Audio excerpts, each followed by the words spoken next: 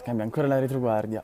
Due attaccanti guidati da Bianchini davanti. Il grande assente di oggi è Marco Maramao. Ora la Roma ci prova a fronte destro d'attacco subito. Dopo pochissimo la Roma passa in vantaggio.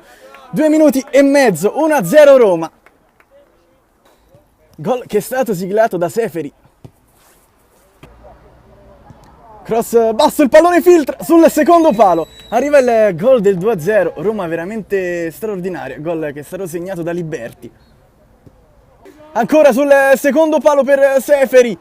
Al centro ancora per Feola. Lo stop, il tiro. L'arbitro fischia un calcio di punizione incredibile.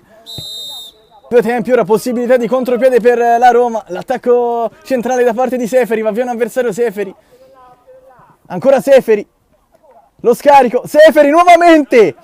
E Gizzi se la ritrova lì tra le mani e la blocca. Prova a girarsi, riesce anche a utilizzare il pallone. Possibilità di contropiede con Seferi. Ancora Seferi.